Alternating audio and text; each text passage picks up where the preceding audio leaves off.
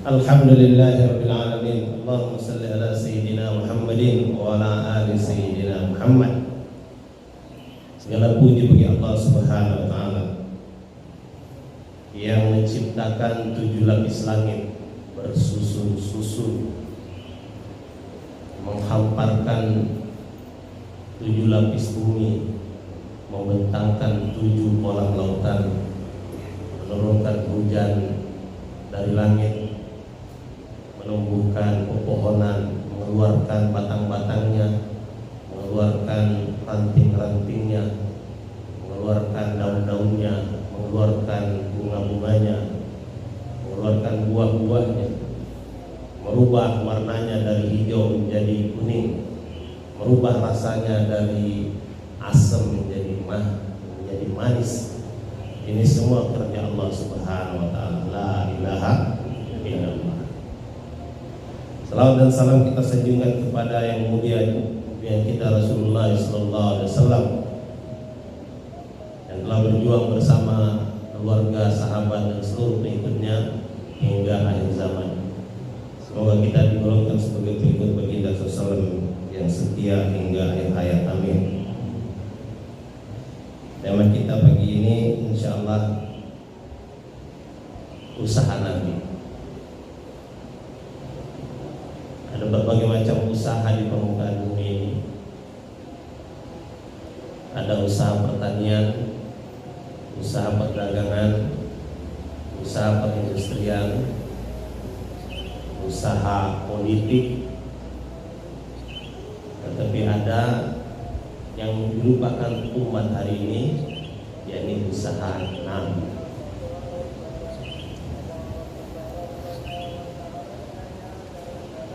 Karena umat telah melupakan usaha Nabi, maka keberkahan di zaman nubuah juga tidak turun. Padahal keberkahan kehidupan di zaman nubuah ini sangat luar biasa. Saya sudah sering sampaikan di Masjid Darul Islah ini bahwa keadaan sebelum Nabi SAW datang itu ada 5. Pertama, umat ini jahil, sehingga zamannya pun disebut zaman jahiliyah. Jahil ini bodoh, tidak kenal siapa yang menciptakan langit, siapa yang menciptakan bumi, tidak kenal siapa yang menciptakan dirinya. Dipikir dirinya lahir dengan sendirinya. Jahil, tidak kenal hak keluarga, tidak kenal hak ayah, hak ibu, hak anak, tidak kenal hak tetangga.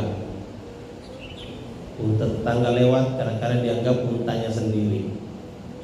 Kambing tetangga lewat, kadang-kadang dianggap kambing sendiri. Bahkan istri tetangga lewat,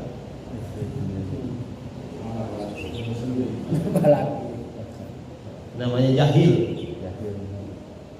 Yang kedua, keadaan mereka degil. Degil ini beadab. Orang Pakistan bilang beadab. Di Indonesia jadi biadab, alias tidak berakhlak, tidak punya adab. Biadab, beakhlak, beadab, tidak punya adab. Bahasa kerennya kurang ajar. Ini keadaan. Yang ketiga, keadaannya musuhan satu sama lain, tidak saling menyapa, tidak saling menegur. Kalau ada orang yang hari ini tidak saling menyapa, tidak saling menegur, muka ditekuk, wajah cemberut, itu ketularan penyakit zaman jahiliyah.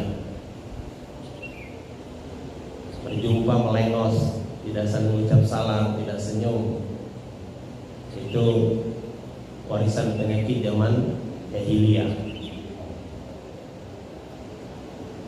Kemudian yang keempat, perang. Mereka orang antar suku, antar bangsa, antar kampung, antar negara. Di zaman sekarang ada perang juga antar negara, Rusia dengan Ukraina. Ada lagi yang baru nih, China dengan Taiwan. Jangan sampai kampung dadap lawan lengkong gudang timur. Ini keadaan zaman jahiliyah, perang. Kemudian yang terakhir, yang kelima, keadaan mereka itu miskin. Sebenarnya ini akibat dari kejahilan, daripada kedegilan, akibat daripada permusuhan, akibat dari peperangan. Itu jatuhnya pada masalah ekonomi. Jadi miskin, susah kehidupan. Nah, ini keadaan bukan hanya terjadi di zaman sebelum Rasulullah. Sebelum nabi-nabi terdahulu juga begitu keadaannya. Keadaan begitu teruk lagi, begitu buruk lagi, Allah kirim lagi nabi. Keadaan buruk lagi, teruk lagi, jahil lagi, degil lagi, musuhan lagi, perang lagi, miskin lagi, Allah kirim lagi nabi. Keadaannya seperti itu. Sehingga ketika nabi datang selalu keadaan berubah jadi baik. Nabi yang mulia baginda Rasulullah ini adalah nabi yang terakhir. Tidak ada lagi nabi sesudah beliau. Kalau ada orang ngaku nabi sekarang ini, boleh Pak Ketua DKM sama Pak Daiman sama sekretaris pergi untuk tangkap, gantung. Tidak ada nabi lagi sudah Rasulullah SAW. Tetapi Nabi SAW sudah mewariskan usahanya, kepada seluruh umat, mewariskan pekerjaannya kepada seluruh umat. Nabi SAW melantik umatnya dengan sebuah kalimat yang pendek, balighu anni walau ayat. Ayo sama-sama kita ucapkan, balighu anni walau ayat. Ayo sekali lagi, balighu anni walau ayat. Sampaikan dariku walaupun satu ayat. Ini SK pelantikan Nabi kepada seluruh umatnya. Apa-apa yang datang dari Nabi walaupun satu ayat, suruh sampaikan. Inilah kerja Nabi, inilah usaha Nabi. Nabi ini orang yang paling mulia di sisi Allah Subhanahu wa Ta'ala. Jumlahnya terbatas, hanya lebih kurang 124.000. Dan zaman Nabi Adam hingga yang terakhir baginda Rasulullah Sallallahu Alaihi Wasallam. Itu jumlah Nabi, jumlah Rasul. Lebih sedikit lagi, Rasul yang disebut dalam Al-Quran hanya sekitar 25 orang. Kalau orang kaya jumlahnya banyak, tidak terhitung jumlah orang kaya. Di zaman Nabi Nuh ada orang kaya, di zaman Nabi Ibrahim ada orang kaya, di zaman Nabi Musa ada orang kaya, di zaman Nabi Isa ada orang kaya. Sekarang ini juga tidak terhitung jumlahnya, berapa ratus ribu seluruh dunia. Yang jadi raja juga begitu, tidak terhitung jumlahnya. Di Indonesia di zaman Majapahit saja sampai sekarang itu nggak terhitung jumlah raja. Ada saya kenal dari Tanjung Pinang namanya Raja Bintang. Ada lagi dari Sumatera Utara Medan Raja Gonta. Ada yang sering saya baca itu namanya Raja Gugu. Banyak. Tidak terhitung jumlah raja, tapi jumlah nabi terbatas. Pekerjaan yang paling mulia di sisi Allah Subhanahu wa taala adalah pekerjaannya para nabi. Kerjanya nabi ini apa?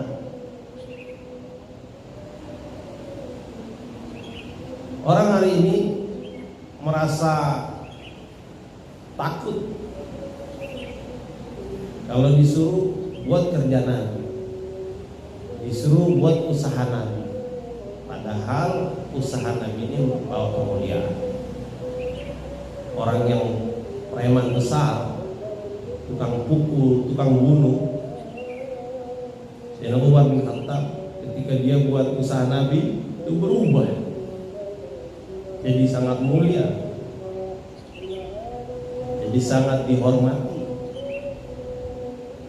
Silakan preman-preman yang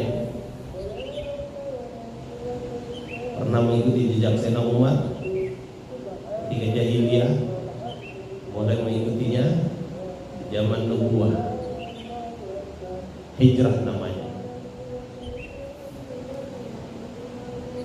Kami melihat kerja ini sekarang sedang bangkit di Filipina. Dulu Filipina ini negara Islam,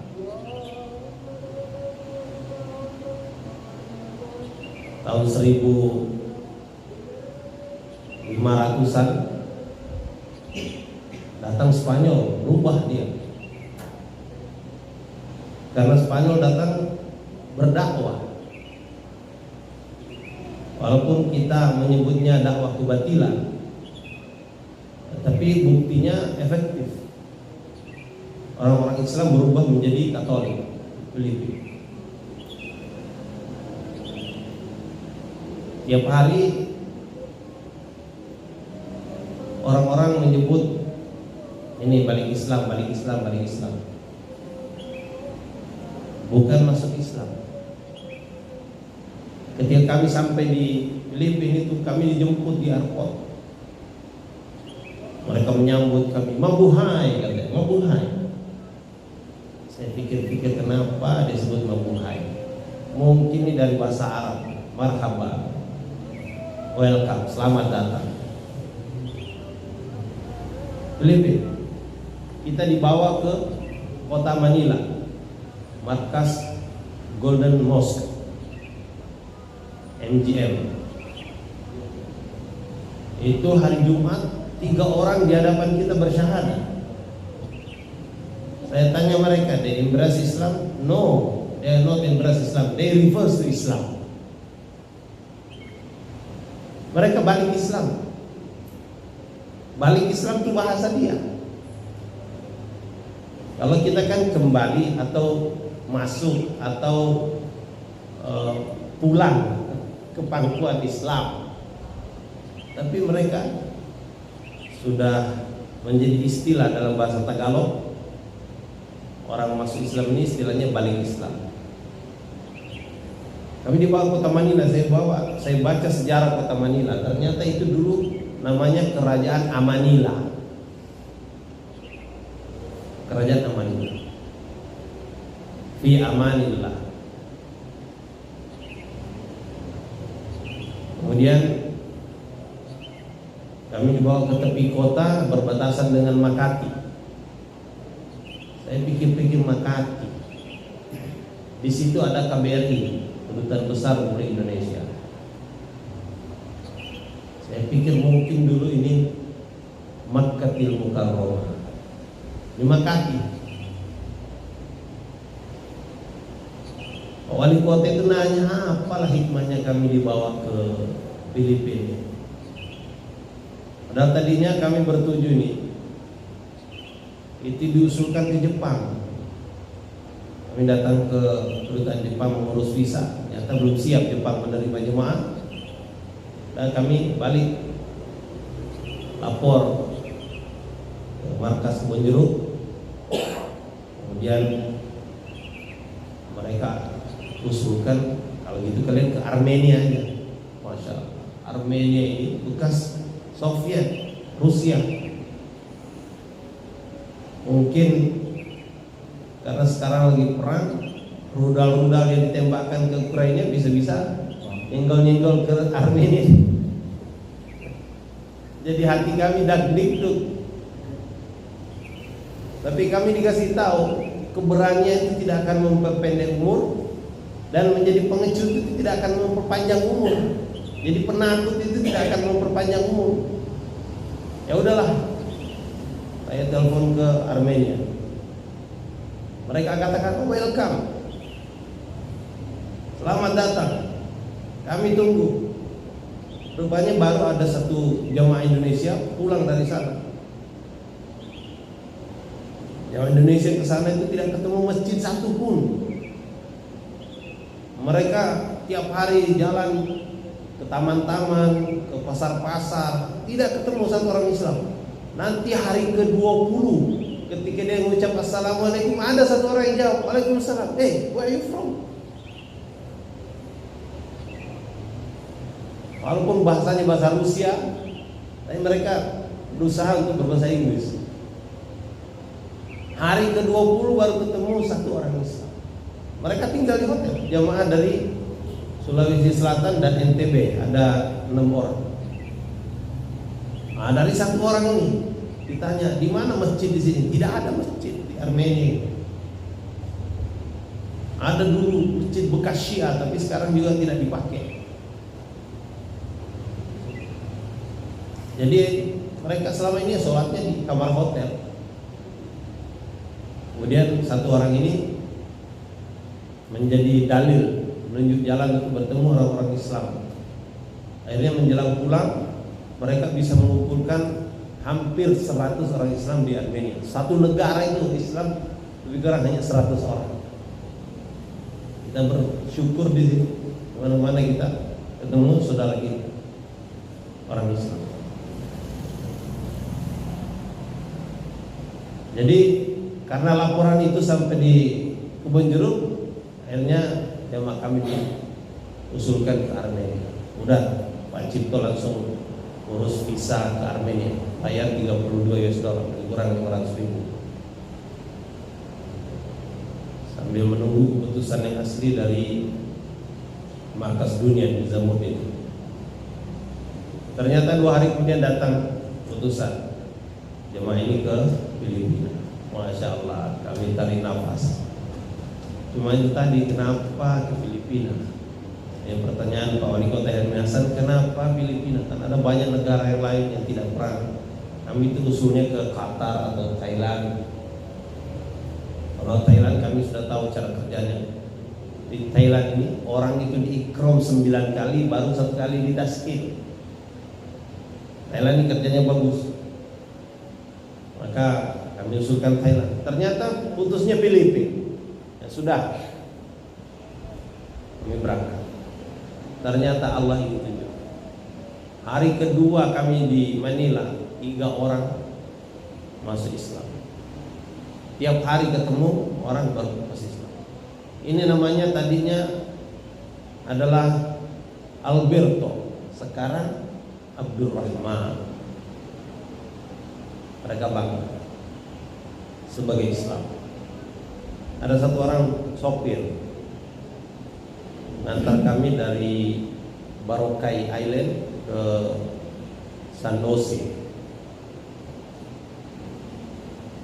Jalan-jalan di sana sebelah kanan, sama dengan Mekah, sama dengan di Belanda. Di Amerika itu jalan sebelah kanan, setirnya sebelah kiri. Kalau kita di sini jalan sebelah kiri, setir sebelah kanan. Belanda nipu kita, dia jalan sebelah kanan, di sini seluruh kita lewat kiri. Ini banyak kecelakaan. Nah, sebelah kiri sopir, saya tanya, what's your name? Orang Filipina rata-rata mereka bahasa Inggris bisa, walaupun bahasa aslinya adalah Tagalog. Tagalog yang ada bekas pengaruh Islamnya. Kalau dia tanya, kamu setakan? Kamu setakan? Saya pikir-pikir mungkin ini dulu kaifahaluka, mungkin bahasa Arab. Kamu mustaka, apa kabar? Ada pengaruh bahasa Indonesia juga Melayu. Dia tanya, siapa nama kamu? What's your name? Dia bilang, anu pengalanmu. Anu pengalanmu, siapa nama kamu? Dia bilang mungkin anu panggilanmu, siapa panggilanmu? Ini sekarang jadi anu pengalanmu, siapa nama kamu? Itu bahasa Tagalog. Jadi di samping kiri saya sopir, saya tanya, what's your name? Dia bilang Francisco. Saya tanya, your father's name? Nama bapak kamu? Dia bilang Alfredo. Your grandfather name? Your father's name? Dia nggak mau ngasih tahu. Saya curiga nama kakeknya itu Abdullah, tapi dia tidak mau kasih tahu. Ini akibat usaha Nabi ditinggalkan di Filipina ketika kedatangan Spanyol, maka berubah. Yang tadinya bertanya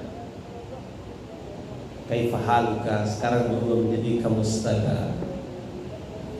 Kami dibawa ke pulau, namanya Pulau Barokai. Saya bilang ini bukan Pulau Barokai, Pulau Barokah ini. Itu kawasan turis seperti Bali. Banyak. Tetapi masjid sekarang ini berada di pojok-pojok, tidak kelihatan dari jalan raya, adanya di gang-gang kecil. Total Islam sekarang di Filipina sekitar 6%. 6% dari penduduk sekitar 110 juta. Jadi berapa itu 6%? 6 juta. Satu kabupaten Tangerang ini penduduknya lebih kurang 6 juta. Tapi ya saya melihat bahwa walaupun mereka ini jumlahnya sedikit, usaha Nabi hidup di sana. Kami datang disambut dengan senyum. Tidak ada yang cemburu. Setiap masjid itu ada dapur, ada kamar tamu. Saya bilang ini mungkin peninggalan orang-orang Islam dahulu. Ada kamar tamu pakai AC. Walaupun masjidnya kecil di pojok, tetapi rata-rata kamar mandinya bagus, WC-nya bagus, tempat wudhunya bagus, dan tidak kedengaran suara azan tuh. Artinya tidak sebesar kita, suaranya saut menyaut gitu. Suara azan di sekitar itu aja yang mendengar. Mereka senang sekali dengan kedatangan. Mereka siapkan makanan. Di Pulau Barokai bahkan mereka potong sapi. Saking senangnya udah 2 tahun tidak ada jemaah, mereka potong sapi kedatangan. Yang luar biasa. Ini usaha Nabi. Kalau dibuat di zaman sekarang itu akan mendatangkan keberkahan seperti di zaman Nabi SAW. Sekarang ini usaha Nabi pun tidak dilihat kalau pergi ke Mekah atau ke Madinah oleh orang-orang Islam biasa, tidak nampak. Kita pergi haji, pergi umroh, nggak kelihatan usaha Nabi. Yang ada di sana itu muassasah, yang ada di sana itu hotel, nggak kelihatan. Kecuali kita ke sana dakwah, itu nampak betul usaha Nabi di Mekah Madinah. Tapi kalau pergi haji umroh secara biasa, saya alhamdulillah haji berkali-kali, itu juga umroh berkali-kali. Itu kalau umroh biasa tidak nampak usaha Nabi. Haji biasa tidak nampak usaha Nabi. Sekali waktu saya pergi haji, tidak jalan biasa, bersama istri. Dia bilang sama Umi, kita pergi haji ini jalan yang luar biasa. Kenapa? Karena pendaftaran haji sudah tutup. Tapi saya sudah berdoa kepada Allah supaya Allah berangkatkan kita. Ini kekuatan doa. Semoga Allah tunjukkan kita usaha Nabi. Tidak ada lagi, saya telepon ke Departemen Agama ngurusin haji, udah nggak ada Pak, udah tutup. Tapi saya usaha, saya tanya ke sana kemari, bagaimana caranya bisa berangkat haji. Detik terakhir, alhamdulillah, ada orang sudah ngurus paspor, sudah ngurus tiket, semuanya sudah siap.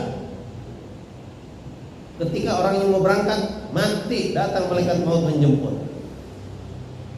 Jadi berangkat. Satu orang, dia bilang mari sini paspornya. Ada lagi berapa hari kemudian perempuan juga, umurnya lebih kurang sama dengan istri, meninggal juga. Udah, mari paspor. Jadi sebenarnya rahasia mau berangkat haji dengan cara yang ajaib. Udah, saya minta tolong travel ini supaya diuruskan. Tapi nanti di sana Pak, Bapak nggak bisa gabung dengan jemaah yang ada di hotel di mana? Saya bilang nggak apa-apa. Udah, saya telepon kawan di Mekah. Dia bilang silahkan datang. Kami berdua hanya bisa terbang. Gabung juga dengan jemaah yang biasa. Tapi mereka sudah beritahu bahwa tidak bisa gabung. Udah, kami tiba di Jeddah. Orang-orang yang ada dalam rombongan kami sudah berangkat. Kami berdua di Jeddah. Ngapain kita di sini? Telepon lagi. Oh sebentar saya jemput. Datang kami, dijemput, dibawa ke rumahnya. Rumahnya di Jiyad Sud. Itu agak perbukitan. Kami tidak di hotel, kami di rumah. Nampak sekali sifat-sifat orang Ansar.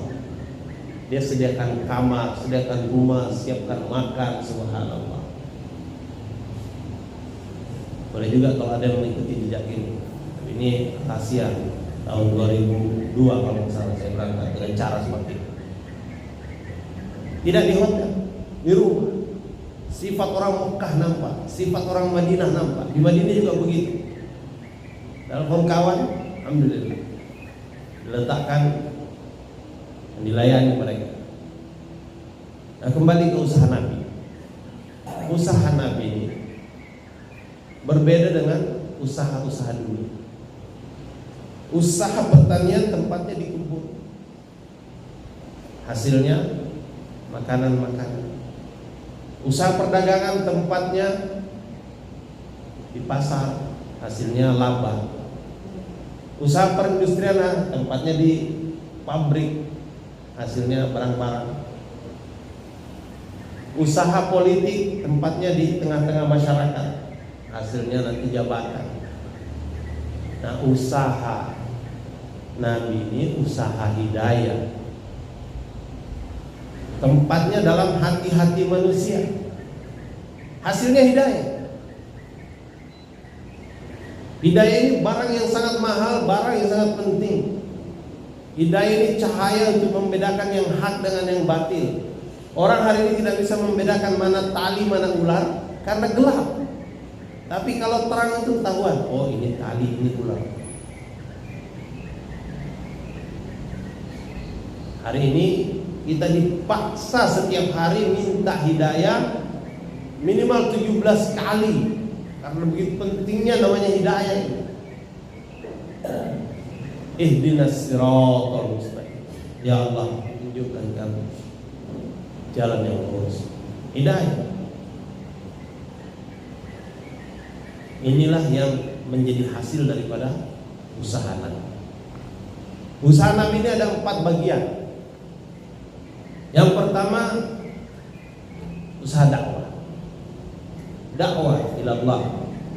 Jumpa manusia, bicarakan kebesaran Allah. Ini usaha pertama. Dan Nabi dakwah ilallah. Apapun yang kita bicarakan, masukkan Allah di sana. Karena pada hakikatnya semuanya itu terjadi karena Allah. Kita seolah-olah berjalan, sebenarnya tidak berjalan. Kita ini diperjalankan. Kita seolah-olah melihat, sebenarnya tidak melihat. Kita ini diperlihatkan. Kita seolah-olah berbicara, padahal sebenarnya tidak berbicara, diberbicarakan oleh Allah. Kalau ada orang ditahan oleh Allah untuk diam, maka dia tidak bisa berbicara. Hari ini orang merasa dia berbuat segala sesuatu dengan sendirinya, tidak. Kalau pernah melihat wayang Idalang Imantep, siapa namanya? Imantep Sudarsono. Itu dia pakai benang-benang, kemudian wayang itu tangannya dibelokkan, kepalanya dibelokkan. Sebenarnya aslinya kita seperti itu, hanya seolah-olah kita yang berbuat. Nah ini bicara kebesaran Allah. Itu usaha Nabi yang pertama. Usaha Nabi yang kedua adalah ta'lim. Ta'lim wa ta'allum, ajar mengajar. Apa itu ta'lim? Belajar Al-Quran. Sumber segala ilmu itu Al-Quran. Belajar Al-Quran, ta'lim. Yang kedua, perbaiki bacaan Al-Quran. Saya sudah pernah sampaikan hak Al-Quran itu. Yang pertama itu beriman kepada hak Al-Quran. Salah satu rukun iman itu adalah beriman kepada Alkitab, yakni kepada Al-Quran. Hak yang kedua, Al-Quran dibaca dengan betul, itu haknya. Salah baca, salah arti. Hak yang ketiga Al-Quran adalah mengetahui artinya. Bacaannya sudah betul tapi nggak tahu artinya. Itu kan ada perintah, ada larangan di sana. Al-Quran itu petunjuk. Kalau ada rambu-rambu, lampu merah suruh berhenti, lampu hijau suruh jalan, tapi tidak tahu artinya, itu orang yang lewat di situ lewat aja. Kenapa? Tidak tahu artinya lampu merah, lampu kuning, lampu hijau. Al-Quran ini kita diperintahkan mengetahui artinya. Kalau nanti ada waktu lebih jauh lagi untuk belajar, mengetahui maknanya, ada yang tersirat, ada yang tersurat dan seterusnya. Tapi paling tidak itu tahu arti. Hak yang keempat Al-Quran melaksanakan. Hak yang keempat, apa yang diperintah kerjakan, apa yang dilarang tinggalkan. Kemudian yang kelima, hak Al-Quran adalah mendakwahkannya. 5 hak Al-Quran. Usaha Nabi yang kedua ini taklim, pelajari Al-Quran, pelajari sifat-sifat orang yang telah diridhoi Allah Ta'ala, yakni para sahabat. Hari ini kita membaca kisah-kisah orang barat, orang timur, orang utara, orang selatan yang sukses. Tidak, yang sukses itu sahabat. Yang telah mendapat ridho Allah itu adalah sahabat. Yang telah sukses di dunia dan akhirat itu sahabat. Pelajari bagaimana cara hidup. Sahabat seperti kita, ada yang kaya, ada yang miskin, ada yang gemuk, ada yang kurus, ada yang orang Arab, ada orang Ajam, ada orang kulit putih, ada orang kulit hitam, macam-macam. Mereka orang sukses. Pelajari sifat-sifat mereka, iman mereka, sholat mereka, ilmu mereka, zikir mereka, ikram mereka, ikhlas mereka, dakwah mereka ini salah. Kemudian usaha Nabi yang ketiga adalah usaha zikir wa ibadah. Zikir ibadah termasuk baca Quran di dalamnya, termasuk doa-doa masnunah, termasuk sholat-sholat nawafil, sholat sunnah, qabliyah, ba'diyah, sholat tahajud, sholat duha, sholat isyraq, sholat awabin. Ini semua usaha zikir ibadah. Puasa, zakat, haji. Kemudian yang keempat, yang terakhir, khidmat. Ini usaha Nabi, melayani umat, menyambut umat. Inilah 4 usaha Nabi yang hanya bisa kelihatan kalau kita bergerak dalam usaha Nabi juga. Kalau pergi ke Mekah, pergi ke Madinah dalam kepanitiaan perusahaan-perusahaan travel, kita tidak jumpa usaha Nabi, tidak jumpa. Dan kalau kita berjalan dalam usaha dakwah, usaha Nabi, kita nampak, oh, kita disambut, tamu dilayani 3 hari. Ini kalau usaha Nabi ini betul-betul dilakukan, umat Islam bisa berjalan ke seluruh dunia tidak perlu bawa ongkos. Karena setiap orang punya hak 3 hari di rumah saudaranya. Saya punya hak 3 hari di rumah Pak Murtantio. Kalau saya mampir di sana, dia nggak boleh tanya mau ngapain di sini, enggak. Saya punya hak di sini makan tidur selama 3 hari. Saya punya hak 3 hari di rumahnya Pak Daiman, makan tidur di sana selama 3 hari. Jadi kita ini bisa berjalan seluruh dunia, tidak perlu bawa bekal, ongkos atau duit apa-apa. Karena kita punya hak di rumah saudara kita sesama muslim. Ini tidak ketemu sekarang umat Islam karena kepergiannya berdasarkan kepanitiaan.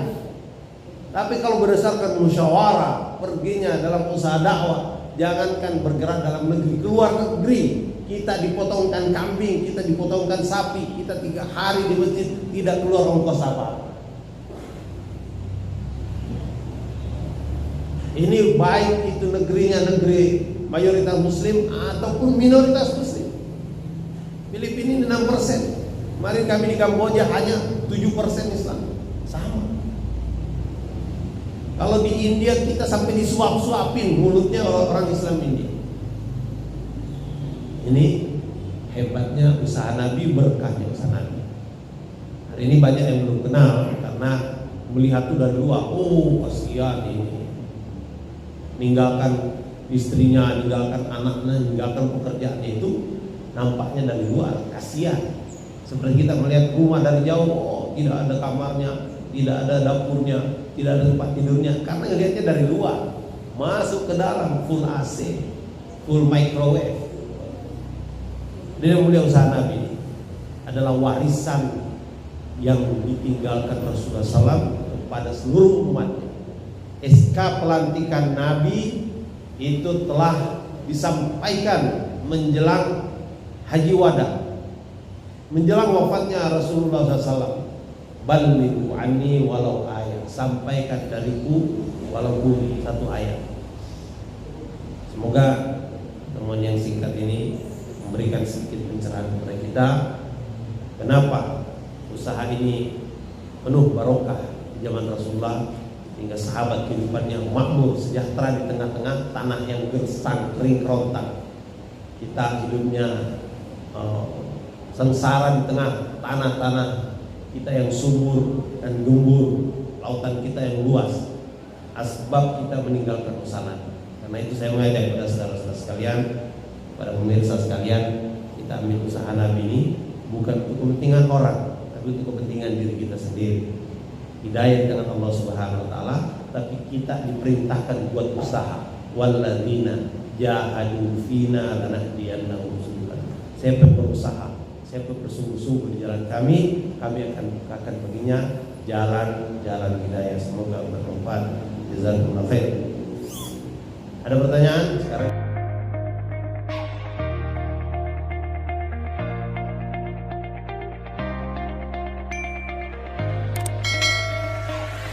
Cambiabei.